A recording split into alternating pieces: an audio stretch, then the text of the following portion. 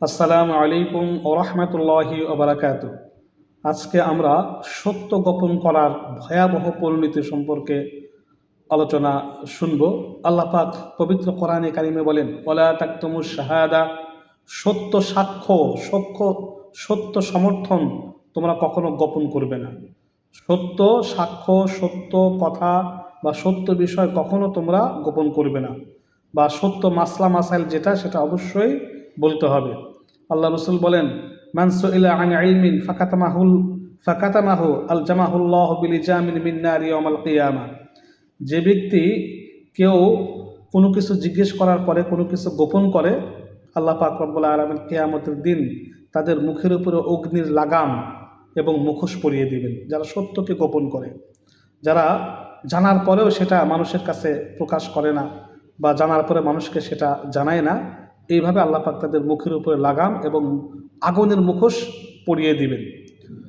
সত্য কোনো অবস্থাতেই গোপন করা যাবে না। কোনো সূক্ষ্ম বা গুরুত্বপূর্ণ বিষয়ের বা মাসআলার জ্ঞান সম্পর্কের সমাজের যোগ্য লোকদের কাছে গোপন করো না। আল্লাহ রসুল বলেন, সূক্ষ্ম এবং গুরুত্বপূর্ণ মাসলা মাসাইল যোগ্য লোকের কাছে গোপন করা যাবে না, করবে না। যদি করো তাহলে এটা তাদের প্রতি জুলুম করা হবে। আবার যারা অযোগ্য তাদের নিকট সূক্ষ্ম জ্ঞানের কথা প্রকাশ করো না। অযোগ্যদের কাছে সূক্ষ্ম জ্ঞানের কথা প্রকাশ করো না, কেননা সেটাও হবে তাদের প্রতি জুলুম। অর্থাৎ যতটুকু বোধগম্য হবে ততটুকু বলবে।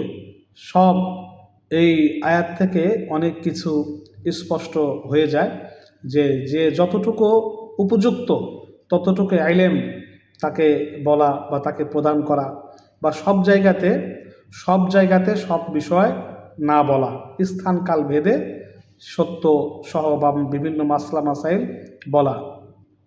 দ্বীন ইসলামের কথা গোপন করা যাবে না, এটা অপরাধ। যারা সত্য জানার পরও গোপন করে তাদের প্রতি আল্লাহ ও সৃষ্টিজীবের লানত।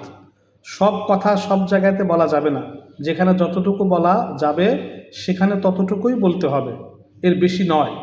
যেমন মিডিয়াতে, ইউটিউবে অনেক আলেম অনেক মাসআলা বলে বিভ্রান্ত করে, মানুষের মধ্যে বিভ্রান্ত সৃষ্টি করে দিয়ে চলে যায়। তাদেরকে তো আর খুঁজে পাওয়া যায় না, যে কোনো একটা মাসআলা দিয়ে চলে যায়। তার ভিতর মানুষ এই দলাদলি করে, মানুষের মধ্যে অনেক ফিতনা ফাসাদ সৃষ্টি হয়। এরকম মোটেও করা উচিত নয়। মিডিয়াতে একটা বলে দিয়ে চলে গেল, যেমন বলল জুমার নামাজের আগে কোনো সুন্নত নেই, এটা বিভ্রান্ত ছড়িয়ে দিল। যেমন বলল যে তারাবির নামাজ 8 রাকাত, যারা 20 রাকাত পরে তাদের মধ্যে বা সমাজের মধ্যে বিভ্রান্ত সৃষ্টি করে গেল। এই ধরনের কথাবার্তা বলা মোটেও উচিত না। এই ধরনের কথা বলা থেকে বিরত থাকতে হবে। আল্লাহ পাক রব্বুল আলামিন আমাদেরকে সত্য প্রকাশ করা, সত্য জানার ব্যাপারে তৌফিক দান করুন। আমিন।